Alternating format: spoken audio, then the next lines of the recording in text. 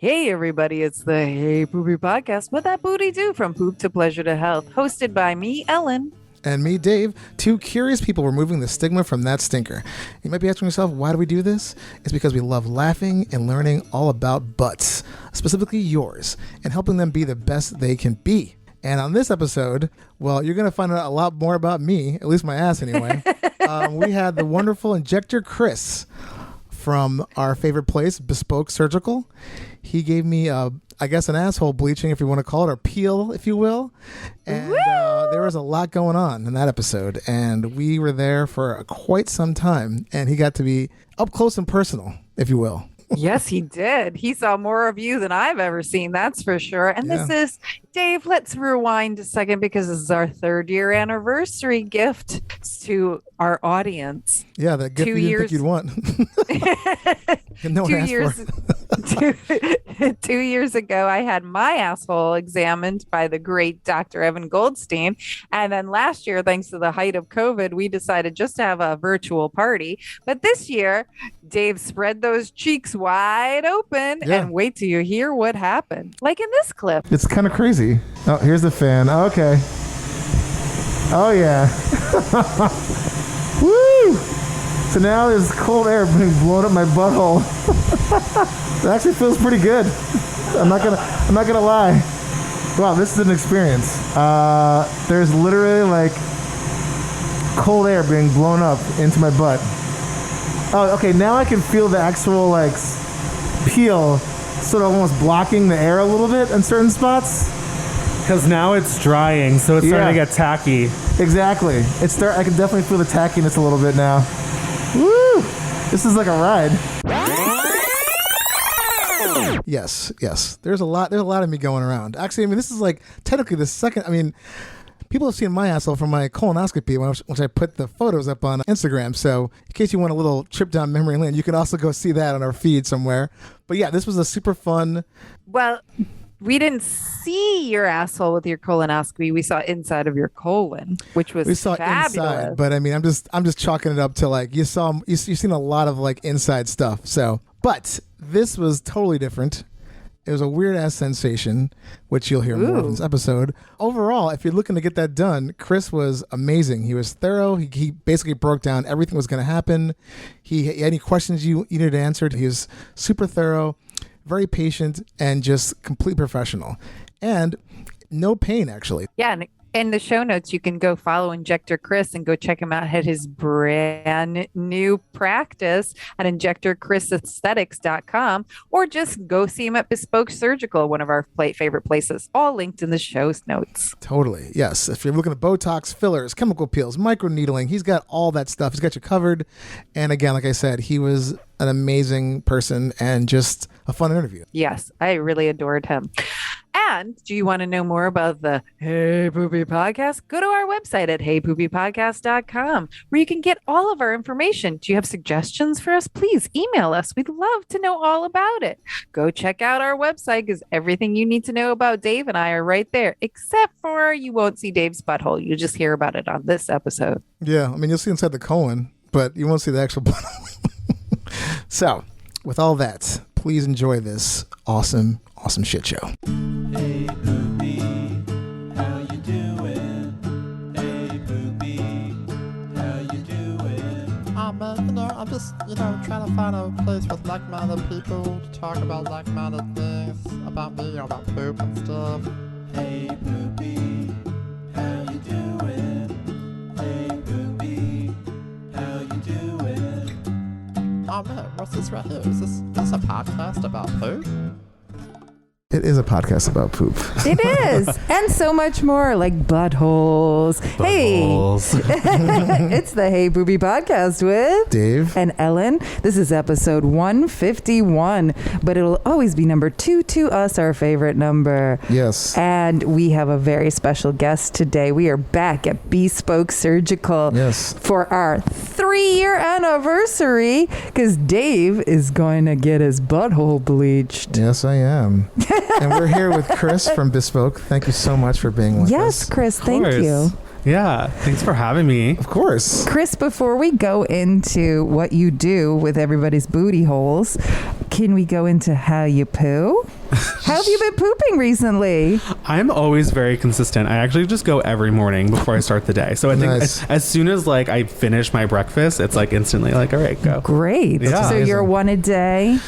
Sometimes it's twice a day. Sometimes it's also after lunch. But I'm Ah. usually, yeah. So That's like, really healthy. I know. I've been always like with my probiotic, I'm like pretty consistent. Oh, nice. Yeah. There you go. I don't need to take fiber though, which is like something people always need to do. I think it's just good enough in my diet. Yes. That with my probiotic that I'm like consistent, like one morning and then one in the afternoon. Nice. You probably get plenty of fiber in your food. Yeah. So you don't need a fiber supplement. Yeah, because I notice like when I get the fiber supplement, like I either don't have a change or I kind of feel like I'm off. So I feel like let me just stay off of it. Yeah. Yeah. Some people that work that way. So. Everybody's body is different. Yeah. Nice. How about you, Dave?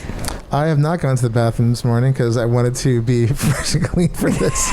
I haven't gone. I was more like, I'm usually like right in the morning or like 2 to 3 times a day, but I think maybe because for this procedure, my body's just like, and Are you a little clenched? I didn't. No. I didn't like. I was being mindful. Like I didn't really eat that much last night, and I didn't eat any breakfast this morning, and I was just kind of like, let's do this. You sound like a bottom before a porn shoot. I mean, maybe that's the technique, I guess, because like I was like, I don't want to like eat anything that's too. They call it the Crazy. ice cube diet. Yeah. Yeah, I have a Frister friend who's like pretty much survives on Gatorade and gummy bears. God bless them. They're going straight to heaven. Right? Yeah, absolutely. Bless the bottoms. Yeah, I didn't have the gummy bear diet or the ice diet, but so I'm sure after this I'm gonna go get some food and then I'll probably go to the bathroom like right after that. So I Yeah. expect something's gonna happen. There'll be some movement possibly. Did you eat breakfast? No, I didn't eat breakfast at all. Yeah, so He's like really like well, I don't want to fasting come in here for- and like have my man have to deal with like. I mean, you could have gone and then just taken a shower after. No, I took a shower. I was all minty fresh, as much as So, but I don't know. I just didn't want to take a chance. Yeah. I mean, I usually actually tell patients to try to go in the morning before doing it because now you're going to have this product on and you'll probably have to like wipe it off when you're going to the bathroom. Well, but we'll navigate that as we go. Yeah. I mean, I guess I did think about that too. So I'll probably not eat for a little while. But, Yeah. Yes. Ellen? I had a nice Bristol 4 this morning. It was like broken into pieces, but still nice and healthy, which was a decent change for recently. I've been just pinching off 1s and 2s, but like 6 times a day. That's the worst though. It's so weird. Every time I sit down to pee, like a couple nuggets come out. And I'm like, can I just have one satisfying big Are you dump? hydrated? I have not been hydrating as well as I should be because I've been so busy, but I also have bladder issues. So when I drink too much, I then pee my pants, but then I poop really well. It's like I'm You never get the balance. Yeah, I'm a middle-aged woman with some middle-aged problems. Oh boy, I'm turning 30 and everything's starting to really fall apart. Right? Like us humans it's all are downhill from 30. Yeah. I can really feel it. I mean, I'm going through like the last week or two of my my doctorate program right now, and so wow. yeah. But in the last month, I've had so many issues in terms of like acid reflux and sciatic pain. Like it's the stress. Oh, you know? wow, yeah, Those yeah. cortisone levels just like mess up all the inflammation in your Completely. body. So it's definitely a journey and a very sad wake up call for getting older. Oh my God. Well, us human beings as animals, we're not supposed to live past like our 30s, Isn't you that know? so crazy? Because when you look at like like medieval history and like things like prehistoric, where it's just like you look at it and you're like, oh, like when you look at that old person that was supposed to be in that time, that old person was like a 40-year-old person who was like that was the ancestor that looked like all disheveled and like wrinkled and like because they're always out in the sun and they're like living such hard lives. Yes. Like you really look so worn in. They had like 10 children. Right. Like, 10 had, like, grandchildren. 50 jobs. And a lot of that is actually because like back then like not everyone is expected to survive. Yeah. And so people have 10 kids because they think that half of them are going to live. Yes. Yeah. And that's just because of disease and famine and all these things. So it's kind of like how much we've We changed. need bodies. Yeah. Yeah. The And just two help. They need help to like farm the land. Yeah. Exactly. The two major human discoveries we've had in the past, 100 years are vaccines and sewer systems to help us to live longer. So, Yeah. and just modern medicine in general. So, I mean, just the ability to hand wash is just that's like the Exactly. most Soap. lives. Completely. Yeah. And now we just live forever. It Yeah. seems like way too long. oh We've no. gone we turned the corner way too far. It's like, all right, 104. I don't think I need to live that long. But anyway, My parents were talking to me about that the other day. They were talking to their financial advisor. My parents are young, they're mid 50s, and they were like, "Yeah, we have to plan as if you're going to live to 95." And then my mom was like, "Do we really have to? 95?" She's like, "That Yeah. sounds extensive." She was like, "Can we just do 85?" yeah, no, agreed. And then at a certain point, you're like, okay, this is enough. Yeah. I've seen enough. So, Chris, tell us more about what you do here at Bespoke Surgical. Yeah, so I'm an aesthetic nurse practitioner. I've been working at Bespoke for 2 years. Kind of full background with me is that I've always worked in aesthetics. I was a makeup artist for a long time before I went back to nursing school.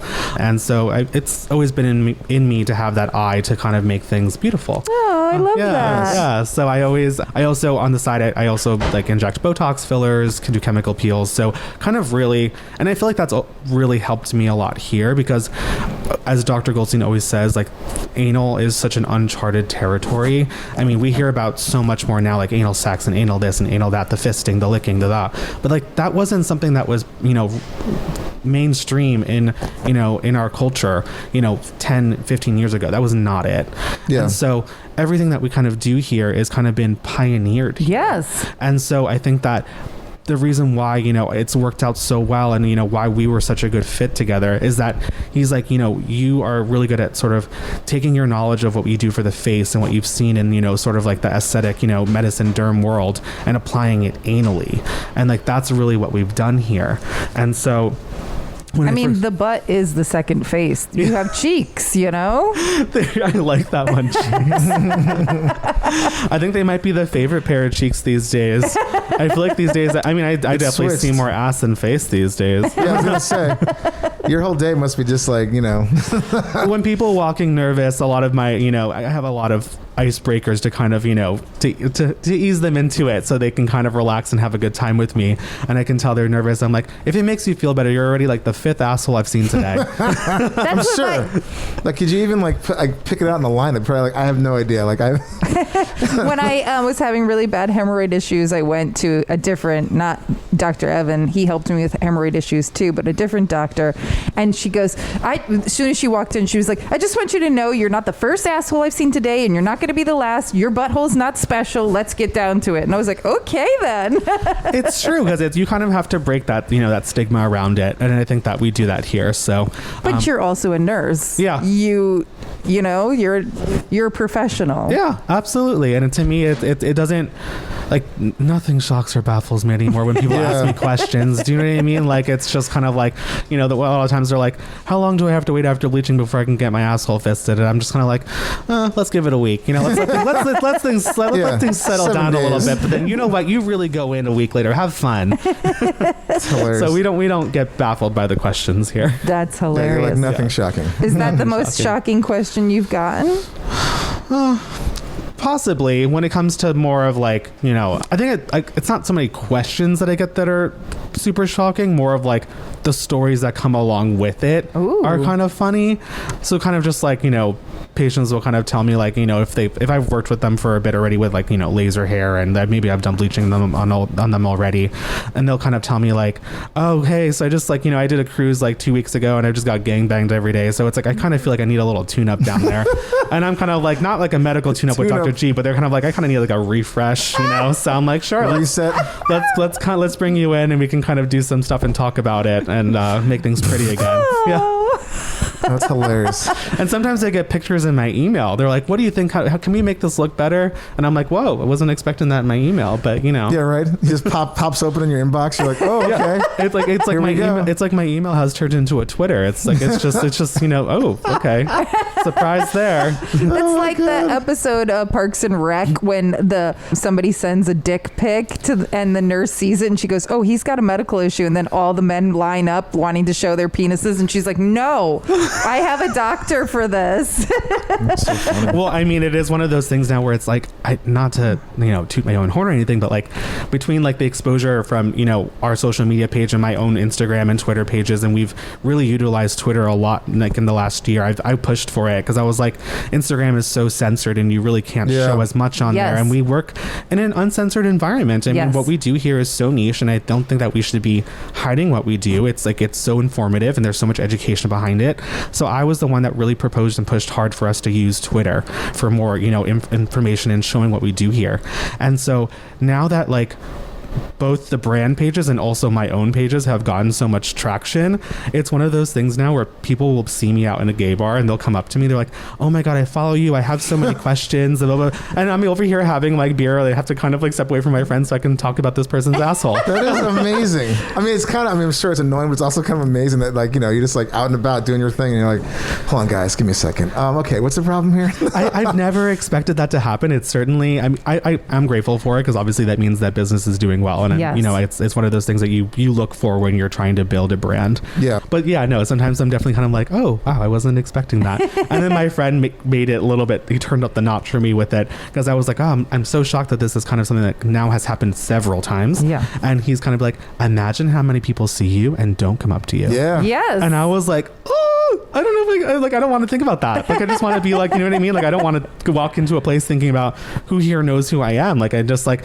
now I kind of can't imagine what an actual like porn star feels like when they like a famous gay porn star when like, they go into a gay bar, like, it's kind of like, oh my God, like the record skips, right? Because it's like everyone's seen you like get fucked or like, like just like, all these different things. And I'm kind of like, oh God. The only difference is everybody wants to look at their hole and everybody wants to show you their hole. I'm like, no, I don't think we're doing consults on the. You're the porn director. Yeah. I'm like, they're gonna be like doing little consults on the dance floor. Like, what do you think about this? Yeah. You're gonna have to start wearing like a disguise now when you go out. Like, I should. Like, there's a fake nose and like mustache or something. I was gonna say, I was like, maybe facial hair or something like that. Yeah. Or glasses like Clark Kent. Oh my God. Yeah. No, I got LASIK, so I'm not interested in pretending glasses anymore. I ditched the real ones. Or it's like some sunglasses, maybe some like really cool sunglasses. Yeah, it'll be like 1 a.m. in the club and I'll be wearing sunglasses. Yeah. You're like, it's off hours. Can I have fun? Yeah. Like, oh, they're gonna think I'm on drugs or something. They're like, what are you hiding your eyes for? You're like, I am way too famous for this. Yeah. That's exciting though. Yeah, it's pretty good. I mean, we've been pretty lucky to kind of see that this is such a niche procedure. Like this is kind of what makes us stand out and helps a lot in terms of like SEO because with laser, it is the primary aspect of our business. And, a lot of guys will come here because, most of the places that you go to are, it's a female provider and they don't always, the most common area that we do here is the Brazilian. We also treat lots of backs and shoulders and all that stuff. But, a lot of guys are just not as comfortable having a female provider do those areas for them. And so for that, that stands out a lot for us. We also have a great machine here. So the results are really extraordinary for the laser, but other places have great machines too. So I'm not knocking that. It's just a very popular procedure, so it isn't very niche to us. However, when it comes to the anal bleaching, it's super niche for us. I mean, I've seen other people advertise it, but it's not really like a big thing for them. And for us, it's something that people really come in all over the place for. Like, I mean, for Dr. Goldstein, like he has patients that will fly in literally from other countries for those to see him. For me, what I've kind of seen is like I'll get anyone on like the East Coast. I've had people come in from Florida to get this done. Wow. Yeah, so they'll come in and they'll come in twice to do it. Wow. So, but a lot of people will like take the train in from DC and drive from all around the area to come in and get this done. So it's super niche and it also attracts a wider audience than like our laser because, like I said, laser is not very exclusive procedure. And so for us, I mostly just see men and like queer people and trans people coming in for that procedure because they feel more comfortable here.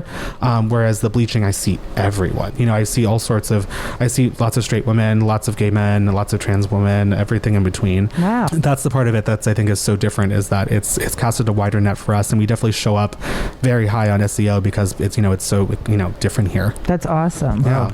Dave, do you feel like you're in good hands? Oh yeah. I mean, we chatted before we started the interview, and yeah, I'm totally I'm ready to do this. Actually, you might have another. My friend who didn't get great results with her bleaching is definitely. She's so like psyched that I was doing this. She wants to know everything, so she might be, a patient. Yeah, no. I mean, I think that we hear a lot. I think from people who like there's so much. This is not like a regulated thing, you know what I mean? So and there's not really much out there that people talk too much about this. So a lot of times people's first exposure to this is ordering some over-the-counter cream, from a pharmacy or Amazon or whatever it is, and either in most cases, and I think this is a good thing. Most usually like nothing happens, and they're kind of just like disappointed, but like luckily nothing bad happened. But I also unfortunately see cases where patients have used stuff where it's actually made them darker, and so then they come in and they're kind of upset already, and I kind of have to like change the narrative and try to help them out. But it's because it's just something that isn't it's not. You see a million pages out there talking about the skincare on your face, and so there's so much information for you to kind of make a more educated decision, right, where I don't feel like that's the same thing for your whole. It's kind of just you doing your own research, looking around for different solutions and trying to see what's going to work. And so I think that like sometimes the people they get lost and confused with that, and there's only one of us like Bespoke Surgical, so it's not like there's one in everyone's neighborhood where they can go over and kind of like ask these questions to. So I'm happy to sort of be that person to like, even with like the consults initially, like if a patient's coming in from far away, if they're kind of thinking about it, I'll do virtual consults and just talk to them. I'm not going to ask them to show me their asshole on their phone. Let me just turn around real quick. I'm like, if you're very concerned about it, you can definitely like send some pictures through my email. It's like protected, encrypted, whatever.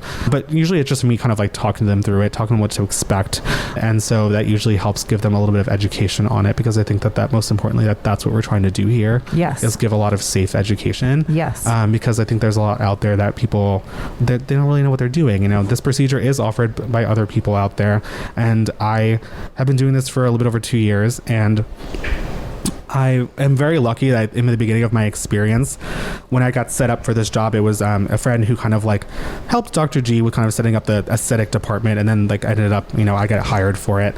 And so they kind of just found like a traditional peel that like is kind of like nothing super popular. Like I said, this procedure in general is not like a very huge, like every med spa is doing it sort of thing.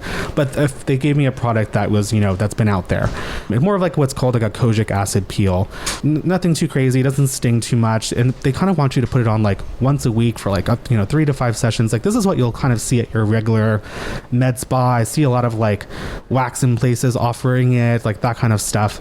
And so I this is my first time doing this sort of thing, and I kind of saw just so much variability with the results. And I always kind of the way I was able to kind of like classify it was that like 1/3 of my patients saw an improvement, 1/3 saw nothing, and 1/3 actually got darker.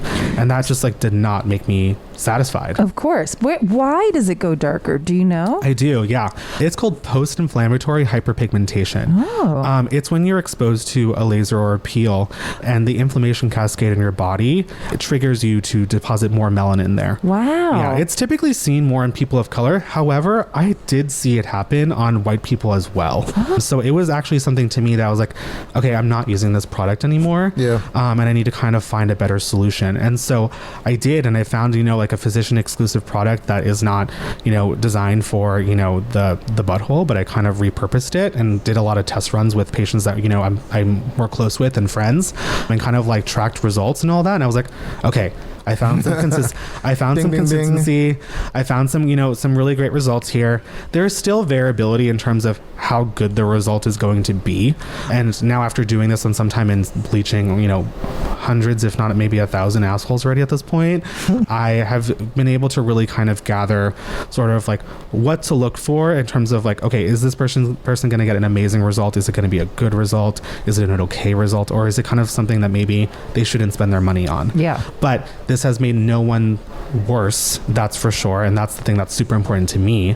No one's gotten worse from this. And so I'm able to sort of now deliver like more optimal results. But I'm happy I had the previous exposure with the product that didn't work out well, because I have seen patients come in from other med spas and other salons and whatnot, having had the procedure done before with a different sort of solution, and have that sort of post-inflammatory hyperpigmentation there. And they're like, this is what happens. And I was like, okay, I know what happened. I know I can kind of like help you with this. Oh, wow. Yeah. So if you've seen it done with another cream, you can correct it here.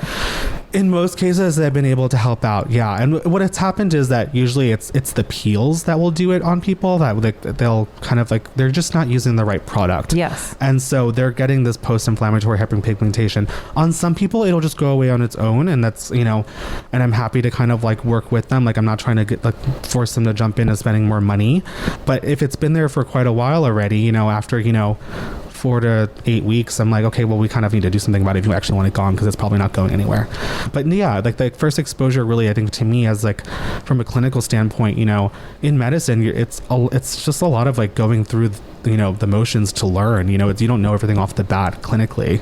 And for me, like that was really my first insight to kind of being like, okay, like I really need to sort of sort this out and find the right product. And it was working with the wrong product at first too, to sort of give me an idea of like what it is that I need to change. Yes. Yeah. And so I have been able to sort of find that, and I've been able to help a lot of people in terms of reversing previous damage from other products. But patients will come in for a consult, and you know, I understand everyone's kind of doing their homework, and I respect that too. So people will come in like, well, this person has this product and it's a lot cheaper, this and that, and I'm like, I know.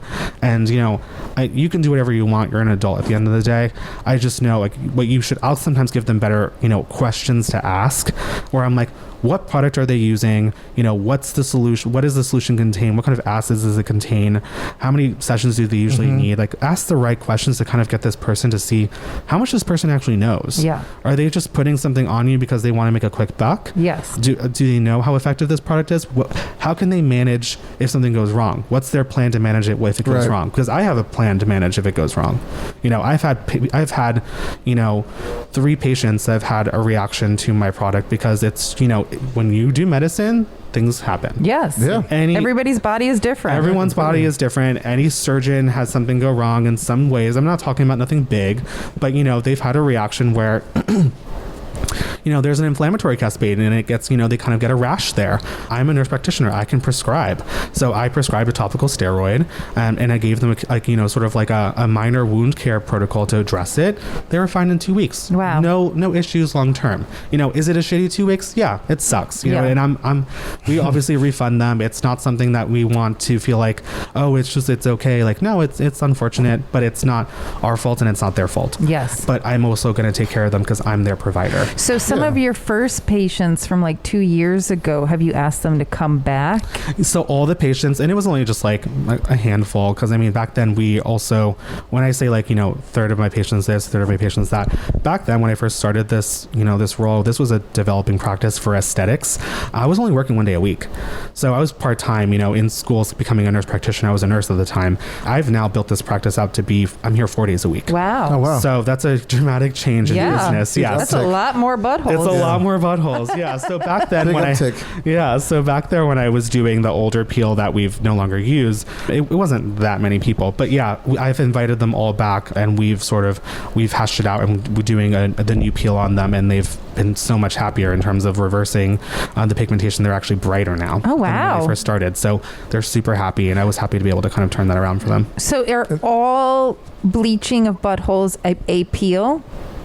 They are. Yeah. Okay. So the peel that I use is not like a traditional peel. The consistency is way different. I think it's a lot more of the consistency of like like a thick face mask. I always kind of call it to the patients like what to expect when they come in for a consult typically first, because they don't apply the peel to same day to people because there's a preparation involved.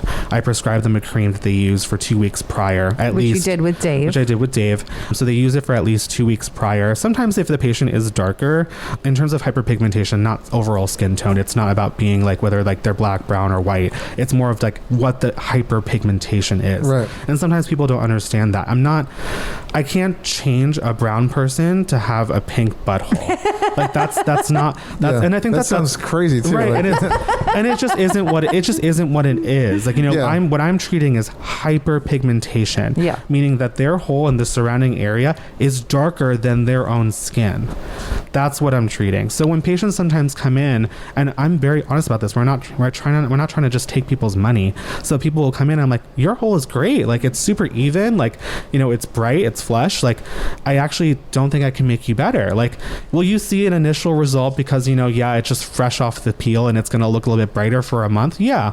But like, you have no hyperpigmentation. So once that sort of settles in, you're going to look back to where you were in 2 months. Right. So I'm like, I don't really think you're a candidate for it. And that's why why I do the consult a lot too, is to sort of, let's create a plan.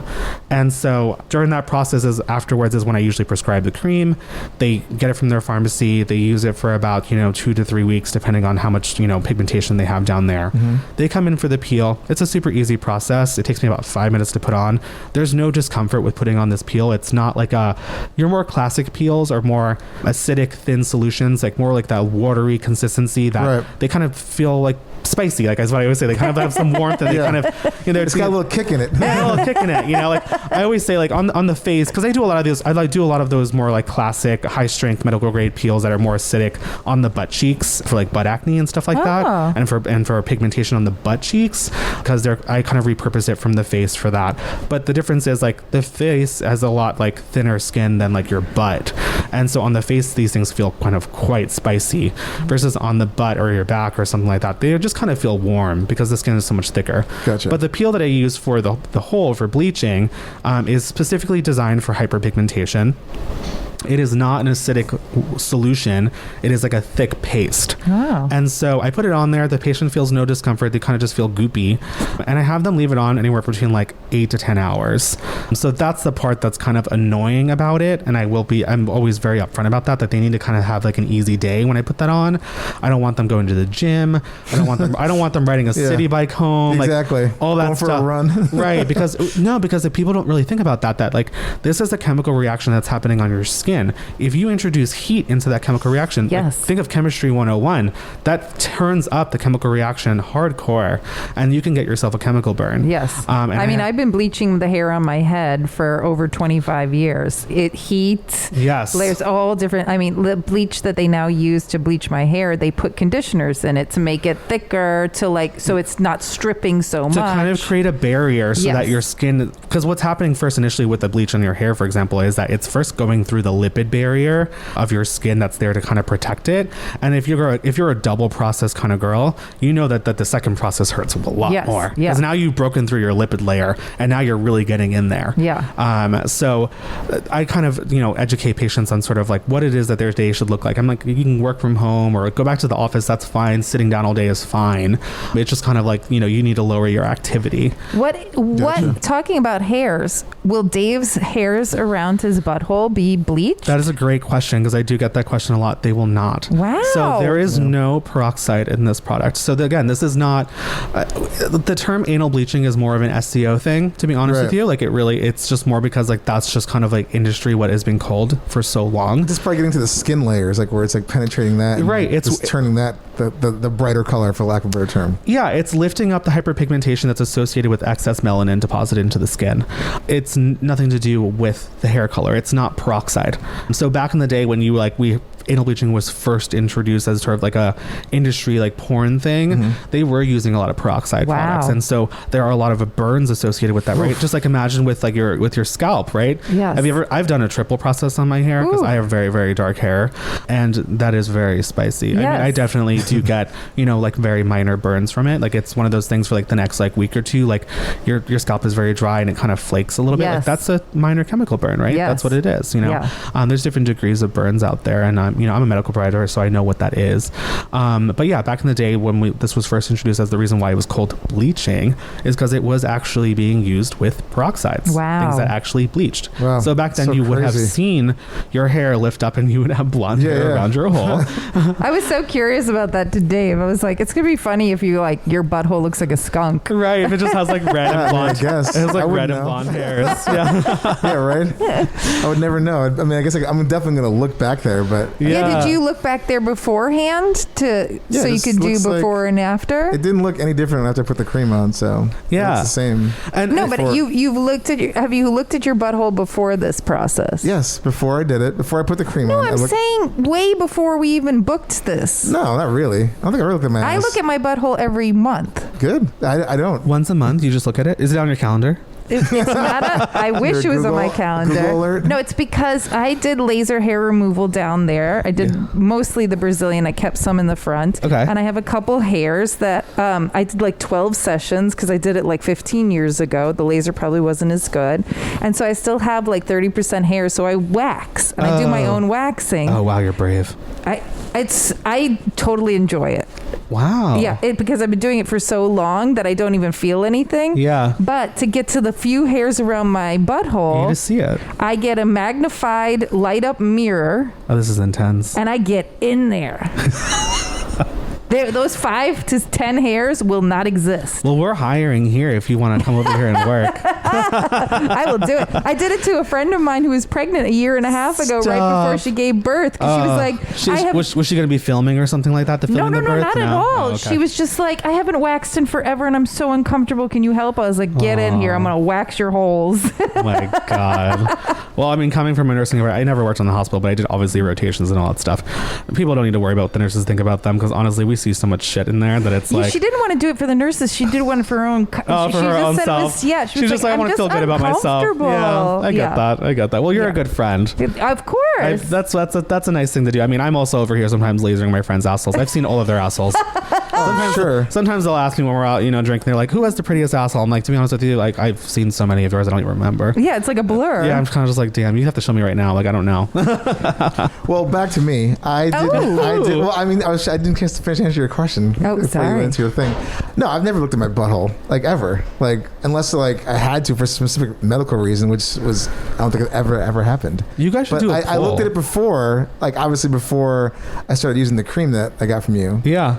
And then after, like last night. Yeah. And it didn't look any different. Yeah, but I mean, yeah. like you were saying, we talked earlier, some people like react to it differently. Some people don't. Yeah. Some people see a difference. Some people don't. So I use the cream that is a lower percentage of what it is I'm using on the peel. So, and the reason why I do that, more importantly, is that I'm exposing the skin to small doses of that ingredient, not let it overreact when I put the higher dose on it. Yeah. So it's kind of like microdosing it. Gotcha. But I will say though, like, as for doing this now for 2 years, like one of my clinical things that I've noticed is that patients who are going to have a really good outcome from the peel, like the ones who like, wow, like this really like changed everything for me, do start seeing improvements with the cream at home because that means that their skin is responding very nicely to that ingredient itself. And that means that like when I put the higher ingredient on it, they're going to really see a nice change. Doesn't mean that someone who isn't seeing something from the cream at home isn't going to see nothing from the peel, because like I said, it is stronger, and sometimes for some people you just have to go stronger. But I kind of do feel like it is kind of indicative. It's a good sign when I start seeing improvements with the cream alone, that I know that they're going to have a really nice response to the peel. On the flip side of that, I've had some patients who I put on the cream and they kind of start developing some irritation from it, and I'm like, depending on how much irritation it is, I will decide to not go through with the peel if necessary. That makes 100% And it's really good for me as a clinician to sort of mitigate, adverse effects, because, if I were to sort of put this high strength peel on them without any preparation, I don't really necessarily know how their skin is going to react. I haven't had, time to sort of assess what this ingredient is like for them. And so that to me is a really good indicator, because I've had incidences where I've seen like from the cream alone, some people are become so raw and irritated. I'm like, okay. So I take them off of it. I put them on a topical steroid prescription and it resolves and they're fine. But it's, I kind of, spare them from having to go through the process of the peel, which would have been really much worse for them if they were that sensitive to the ingredient to begin with. Gotcha. But that's not the norm. It's a small percentage of patients, but I am grateful for the process that I've created because of that, because I know that I would have way more adverse effects if I were just to throw this on them. I mean, it also helps the fact that you're a nurse, like doing this, because I feel like a lot of places you probably go to, not that they're using your formula, but a similar one maybe. Yeah. That it's just kind of like, whatever. Like it was, just like we got to get these bodies out the door. Like there's kind of like just pop it on. And that's the hard thing about it. Yeah, is that like I'm a medical provider. I'm a nurse practitioner, so I can prescribe medication. I don't even need a doctor to do it for me. I can do it myself. So that makes a big difference. It makes me feel a lot more comfortable when doing these things, because I know that I have the training to manage outcomes, and that's just. We don't talk about that enough in the industry, and like we talk, it's a big conversation a lot when I'm talking more about like my facial aesthetic stuff in terms of managing like adverse effects with fillers and Botox and all that, because you need to have a safety protocol in hand, and that's the same thing when I'm doing things anally. Like you treat enough patients, something is going to happen, and you know what? You just need to know how to handle it. Yeah. And every single time that I've the 3 patients that I've had a reaction, they're fine now. There's no leftover pigmentation. Exactly. There's no issues. It was a shitty 2 weeks. I kept in touch with them. I gave them my number. They can text me if they feel like something's going wrong, and I'm able to manage it with medication. And when you go to a regular, maybe Medi Spa or a salon, it's probably an esthetician doing it. And I have nothing against estheticians, they can be trained to do a lot, but I think overall when they're doing things that are more elaborate, they really should be overseen by a medical provider like myself or a physician, so that in case something goes wrong, they can refer and be like, hey, this is what happened, can you help me? Yeah. But when you're going to a lot of these places, they're not technically, if it's not a medical spa, right, they don't have a medical provider overseeing them. And so if something goes wrong, I mean, they're going to be like, okay, and now go to your primary care provider, or they might just ghost you in some places. They might just tell you like, oh, it's not fine, it's fine. Like, you know, slap some Vaseline on it. I've heard some horror stories of people like Vaseline. Vaseline is actually the good thing to do for most burns, but I've had some people tell me, yeah, they told me to exfoliate it. You never, and listen closely, listeners, never exfoliate a burn. That is not what you do. No. That sounds like a nightmare. It is not what you do, because the patient got, in this case, the patient got darker. They went to a salon to do it. Scarred. They were there they were there for like waxing and whatnot. They're like, oh, you want to do bleaching, whatever it is. So he's like, yeah, they put this like, like spicy thing on my hole, and it was like, fine after a couple of hours, and I washed it off, and then he's like, it got so dark, and then I asked him like, what do I do? And they're like, just exfoliate it. And I was like, that is not what you do. You're absolutely correct when you're saying that it can scar. It absolutely can scar. It can make it so much worse. With inflamed skin, you actually just want to give it as much TLC as you can. So kind of like, cool baths. Vaseline is amazing because you're going to start to kind of repair that lipid barrier that your skin needs. Okay. Kind of like that. You just want it to kind of protect it. Mm-hmm. For the first, if you're treating sort of like a superficial burn, the first, week or so or two, it's really not much you can do besides protection, which is Vaseline. If it's really itchy for the patient, that's where I can kind of introduce a topical steroid. Gotcha. And I can do either like cream or ointment with that prescription strength, so kind of relieve it so it's not uncomfortable for them. But if it's not uncomfortable for them to begin with, Vaseline was like the beginning phase of it. And you kind of alluded to this before, but price wise, you made it sound like you're a little more expensive than going somewhere else. Yeah. I truly believe that if you have plastic surgery, tattoos, or anything you're doing to your body, I would rather pay more money to get it done right than less money and have to do it again somewhere else. Yeah. Or have problems. A lot of that comes into like, it's very multifactorial, right? So what goes into pricing is something that I don't think people think about. They just think about the price because I know that's what's just coming out of their bank account and their whatever, their card. But when you look at it, when you're going to a salon or whatever it is, like, and it's just an esthetician doing it, that's an esthetician, again, like, I love them for they can learn a lot and they can be really great under the supervision of like, medical provider, but they have 6 months worth of training in school. I'm a nurse practitioner. I'm a doctor prepared nurse practitioner. I have almost 8 years of school. Wow. So it's very different when you're comparing like my experience and my clinical, like training. So when I'm offering a service, like, you're getting all that information that is to oversee you, and in case something goes wrong. Yes. Also, you have to consider the product itself. When I was ordering those other products that I discontinued early on in my time here, they're really inexpensive. Each peel was about $25 to order. Oh, that's nice. I mean, you'd mark it up to be like $100, for the service, and that's pretty comparable to probably what you get in most of these other places. That's not the case for this other product. It is super, super expensive. It's actually kind of something for us that's challenging is that it's almost like we can't mark it up enough because it's like it would be so expensive for people that they wouldn't be able to get it. But for us, it's not something we actually really make a ton of money on. Wow. The product itself is very, very expensive, and the patient has to come in twice to get it done because we do our peel sessions. The price includes 2 sessions. Oh, okay. I've just found that has been kind of the best. I've tried 3 and 4 sessions with patients when I was first experimenting with this, and I've tried just 1. And I kind of found that after 2 sessions, I really didn't see much of a difference, and that the 2 was giving us a better result than 1. So that's kind of how I kind of broke it down to kind of making it like a 2-session thing. That's the ultimate booty hole. Yeah, that's kind of what people need. Because I've had some patients come back and they're like, what if I do another one? And I'm kind of like, listen, I don't want you to waste your money on this. And like, I can kind of tell how much has been lifted up. I think it looks good. And I think that, you trying to push off beyond your means is just really not something your body probably can do. I'm like, is it going to hurt you if we space it out long enough? Like, no. But I also I don't want to be the person to tell you to do it, and you're just going to be unsatisfied by using like more of your money. Yeah. But yeah, so the product that we use is very expensive on its own. So kind of taking that into account, plus, my clinical experience, that, yeah, it is a little bit more pricey than going to you're paying for a super professional. Right. With a doctor degree. So, right. Yeah. And I think also, too, it's like the fact that, like, if you're going to a place that doesn't have all that, on the front end there, for your back end.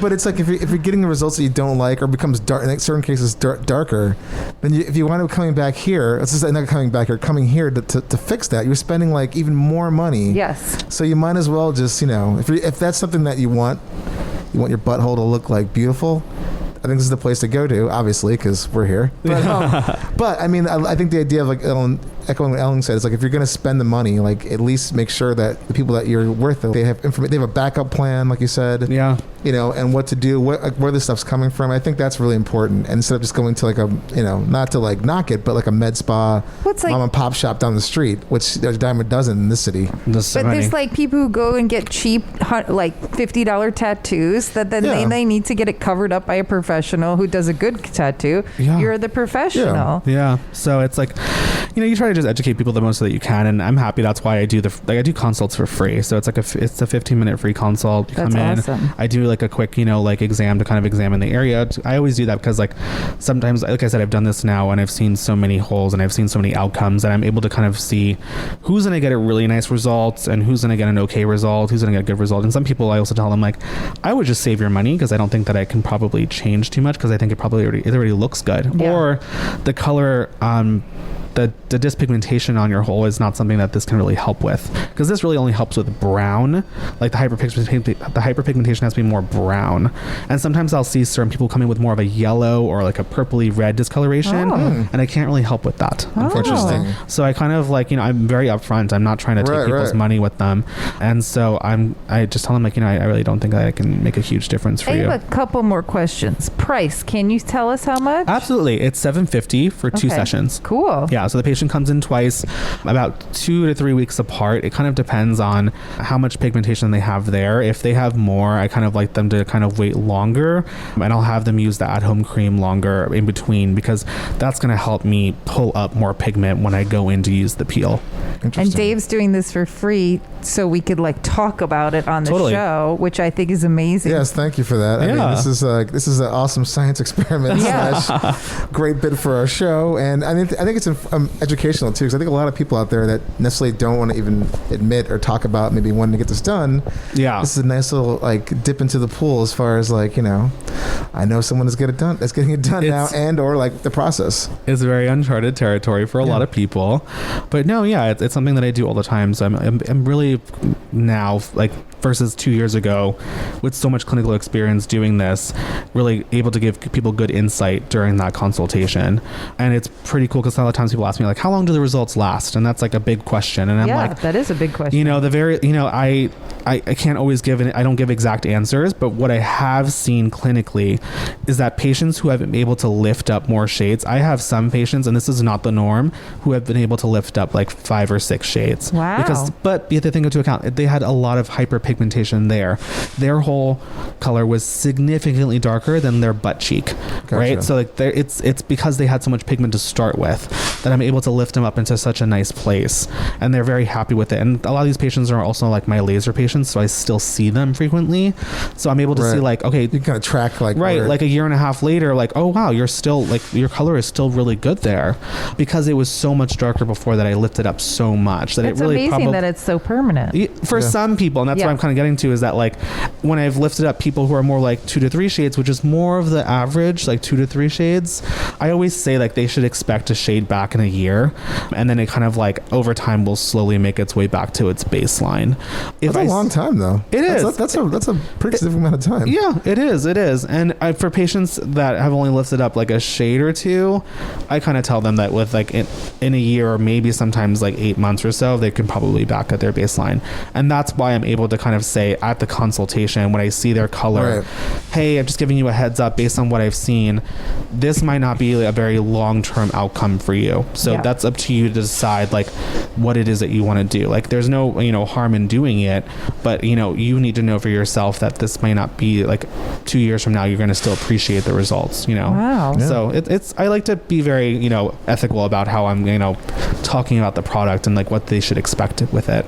Because at the end of the day, I don't want patients to come back, in 8 months and be like, it looks the same as it looked before now. Right. No, upfront is the way to go, obviously. Yeah. I think it helps us out in terms of being maybe the people that don't get get like the significant amount of shade difference, or just shooting a movie or something. And it's just more like a quick fix. And that happens. And I also have some patients who are very okay with, spending money on this area, and they'll come in, twice a year, or like, and they're just like happy to kind of just touch it up, and that's fine. Like it's just about the transparency. But then I have been amazed with some patients who have just like, it just looks so good after a year and a half, and I'm like kind of like jealous. I'm like, damn, like, oh my God. You're like, what? And so what do you call that area? I've been calling it like the areola of the butthole. Oh my God. I love that. We just call it an asshole. Oh, okay. Yeah. Because I feel like brown eye. Yeah. The hole. That's what I call it. Because it's like sometimes an areola where it's a different color than the breast or the chest. Yeah. I so it's just curious. Yeah, no, I mean we just stick to the whole thing here. Yeah, we just stick it to the hole. Well, speaking of holes, should we Want to get started? Yeah, let's just get started. Yeah, cool, let's do it. All right. Hello, you get to see all of me. I do the 3 hellos because I like to pretend like I'm all working, like walking into the workroom. Hello. So the first thing I'm going to do is apply some alcohol to your hole. This is usually the worst part. It kind of can be a little spicy, but it's really important actually to do this before doing a peel. And the reason for that is you're going to remove the natural lipid layer that's on the skin so that the peel can penetrate further in. So it's a crucial component. It's usually, for this process, is usually the worst aspect of it because the peel itself doesn't really feel like much. Okay. It's going to be a little cold, okay? So anticipate that. I'm all prepared. It's all for science. Woo! It's a little chilly. This is an interesting sensation. I haven't. The last time this has happened, I think it was when I got my colonoscopy, and when my wife looked into my butthole. What a great couple activity. Yes, right. It's the alcohol. It wasn't actually that cold. It wasn't that bad. Not too cold. All right, here comes the peel. I apply this kind of thick paste with a tongue depressor. Kind of just feels goopy, sticky. It's not going to hurt. Okay. Here comes the fun part. Oh, okay. That's not bad. It feels like, I don't feel the thickness of the paste, but it's just more like a loose consistency spreading around my butt. I almost feel like I should be doing more work here. He's applying the paste to my asshole. I've kind of mastered the whole like spreading the cheeks just enough to get to the hole with one hand. And then I'm applying it with the other hand. So I don't really need the patient too involved in it. It's a pretty, I'm just sitting on my stomach, looking into at the tiles, and I feel a professional person applying a thin layer of this. I don't even know what you call it. I guess like a mixture. It's a peel. It's kind of like a paste consistency. Paste, yes. Yeah. It's hard to kind of describe the actual feeling. I mean, it just feels like slippery, lubricated paste going on back there. He actually doesn't really have much hyperpigmentation at all, so that's probably why he hasn't seen a big difference. Gotcha. Like your hole is actually like pretty much the same color as your butt cheek. Oh, okay. So in my opinion, even though like this is like harmless and we're having fun, you're not really like the ideal candidate for it. Like you don't really need it. Like you're kind of like someone your skin tone would want their hole this color. Gotcha. Oh, I see. Oh, so okay. you're kind of special. Some kind of like base level almost. Your goals. Oh, wow. Your goals. Really? Exactly. Yeah, because we can only want our hole to be the same color as our cheeks. In some cases for people who are lighter, they want more of like a pinky color. Mm-hmm. But like if the ideal thing is to have your hole sort of match up with the rest of your butt cheek and all that. So it's more unanimous in color, and that you already have that. So nice. For you, you're probably not. Yeah, you're not probably going to see a major difference back there because you don't have any what's called hyperpigmentation. But all fun, and you'll kind of get to experience it. I have to say this is the most probably the strangest thing I've done on a Tuesday. Not even strange, but I gotta say that it doesn't. You're right. I don't feel any sense of I don't feel any tingling. I don't feel any quote unquote spiciness.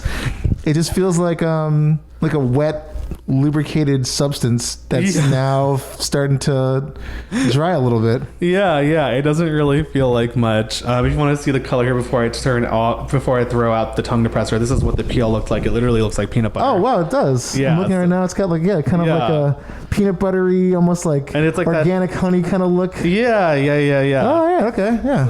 So that's pretty much it. And so that process that was is super, done. literally painless and really quick and easy. I know. And now this is the part you were mentioning, the drying. Wait, yeah. And so Okay. I'm gonna put on my cold air machine. I use this machine actually for the laser, that it kind of just blows out cold air to keep the patient comfortable during the laser process. But I'm gonna use it a little bit on your hole, probably for like just 3 or 4 minutes to kind of speed it up. Yeah, I get you. And then you'll kind of just chill out here. I usually just step out and then Yeah, that's fine. just let the patient take a nap or just kind of chill on their phone with the Wi-Fi. Yeah.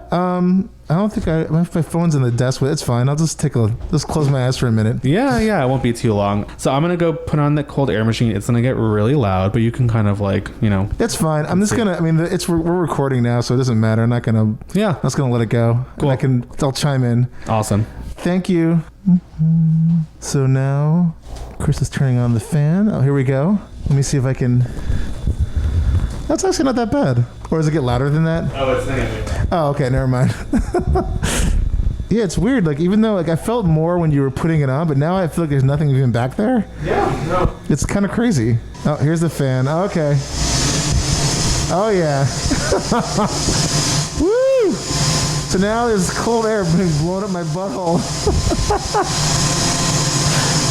It actually feels pretty good. I'm not gonna lie. Wow, this is an experience. There's literally like cold air being blown up into my butt.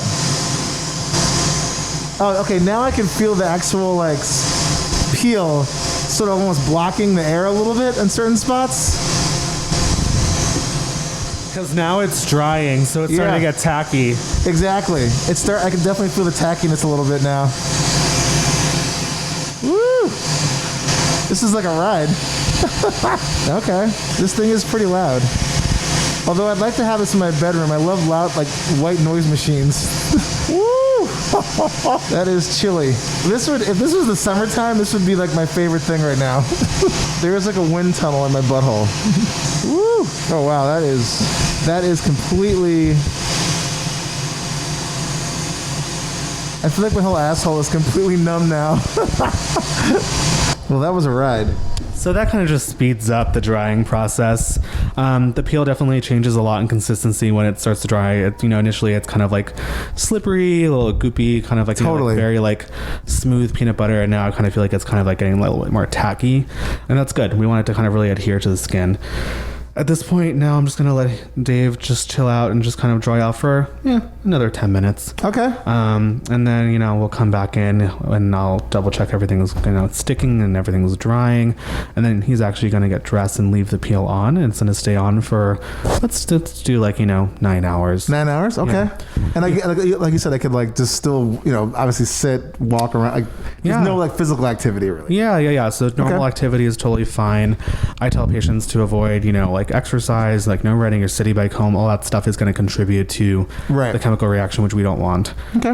If this was summertime and it was hot outside, I sometimes even tell patients I don't even want them doing too much, like just walking around, because it's it's going to heat up. Yeah, because you kind of really do get kind of hot. Gotcha. But it's winter and I'm totally fine people doing errands and working from home and doing what they got to do. Oh, I have zero plans after this. So I will just go home and just chill take out. it easy. Yeah. You'll wash it off in the shower, just regular soap and water, just like you normally would. Oh, okay. Super easy. You may notice a little bit of sensitivity. Sometimes people will even notice a little bit of skin shedding right away. Okay. And it's nothing too crazy. It doesn't, feel like super, spicy or painful. Or That's how you know it's working. Yeah, it doesn't feel too bad. No, it's honestly not. It's not something that you're like, oh my god, it's so uncomfortable. It's not like that. It's just, you might feel a little, I felt when you applied it, I felt absolutely nothing. Yeah, but now it's going to take time for that product to kind of sink into the skin, right? So it's going to be a little bit different later. But it's, like I said, it's not nothing crazy. Okay. You'll keep using this cream that I prescribed you for like 2 more weeks every single night. Okay. If you do kind of feel particularly dry or sensitive back there, I just tell people to use a little bit of Vaseline on top of that cream, just to kind of protect the lipid barrier of the skin to kind of repair it. Gotcha. other than that, during the day, I prefer people just keeping it clean and dry. I don't like anything on it during the day because I just rather you just kind of not be like hot and sweaty and moist back there because that just leads to irritation. So just clean and dry during the day. Okay. All right. Thank you so much. You're welcome. And I'll see you in a little bit. Yeah, sounds good. All right. Hello. Hello. I actually fell asleep for a minute. Isn't it nice sometimes? You can kind of relax while getting your asshole bleached. Kind of awesome. Yeah, I know. Well, I did hear Ellen the whole time. But yeah, I did. I took a little nap, so it was nice. Fabulous. All right, so now you're all done. I'm going to step out and I'll let you get dressed. And then remember just to set a timer on your phone for 9 hours. You can wash it off. Excellent. Cool. Thank you. You're welcome. How do you feel, Dave? I feel good. It doesn't feel any different than before. I mean, I feel like a slight little bit of material in there, but nothing too awkward or crazy, nothing burning, nothing. Yeah, it's pretty comfortable. It's exactly how you described it. Yeah. It is. It really is. There's nothing like, it's comfortable, quite comfortable actually. Yeah. For doing all that. But super painless process. I mean, for anybody that's looking out to do this, there's like nothing to worry about. Chris, you're in great hands. Aww. Chris, is basically what I'm saying. Thank you. Thank you. But with that, we'd like to, please plug away. Let us know where we can find you on Twitter, Instagram, and all that stuff. Totally. I mean, so you can follow the brand on Twitter and Instagram at Bespoke Surgical. Okay. It's the same for both platforms. My Instagram and Twitter are both underneath Injector Chris. Just one long word, no dashes. And you can find me both on Twitter and Instagram. Thank you so much. Right. Thank you, Chris, so Thank much. you. I appreciate it. Yes. Thanks for coming in and for exploring this little world that we have. No, here. it was fascinating. Yeah. Again, I would recommend it to anybody that's looking to get this done. So thanks again. And thanks for laughing and learning everything but with us. And happy pooping, everybody, and enjoy your butthole. So, hey, everybody. Glad you liked that episode, but I wanted to give you a little update. Seeing as this is recorded after the fact because I had to keep this peel on for like quite some time. But just letting everybody know that I gotta be honest with you, there's no pain. But as the day went on and as the peel sort of started getting a little hotter and melty, it felt like I just shit my pants for the most part. So when I first left, it wasn't that bad. I'm like, oh, this is like easy. But towards the end of the day, it definitely got a little like mushier. No staining though. There was no staining in the underwear, nothing like that. Didn't like, bleach anything. So your clothes are going to be fine. But there was a weird sensation like when it starts getting a little hot. So his note about not really doing anything strenuous or any activities is don't do that. Just chill. And did you see or feel any difference when it was all done? I mean, he did say you had a perfectly beautiful butthole and you didn't need it. There was no, again, like the sensation was so mild. I mean, it was like mild if I had to pick it between mild and extreme, it was like super mild, and zero change. My wife took a look, the before and after, and there was nothing really to write home about. So it just kind of like, again, I only did the one session. Had I done a second one, who knows? There could have been a little bit of change, but I think overall there was nothing really that changed in my butthole. So yes, there's that. But again, like if you're looking to do something like that, again, no pain, no irritation. I didn't notice any kind of rash or anything like that. It was pretty much easy peasy. You're in and out. Again, I only did the one session, so who knows about the second session, but I can imagine it's probably exactly the same sensation. So if you have any info, let us know. If you have any questions, I should say, email me at heypoopypodcast@gmail.com, and I'll get back to you as soon as I can. For more info, go to heypoopypodcast.com or email us at heypoopypodcast@gmail.com. You can send in show ideas, guest requests. Check us out on Twitter at heypoopy, Instagram at heypoopypodcast, TikTok, heypoopypodcast, and our awesome new Facebook fan page. Go check it out at heypoopypodcast. We're also on Discord at heypoopydumps, or you can contact us at our new awesome hotline, 203-998-5579. Hey Poopy Podcast is brought to you by Perfect for Entertainment. Produced by Dave and Ellen. Edited by Dave. Executive producer Stormy Leather. Theme song by Jordan Perlson. Hey Poopy!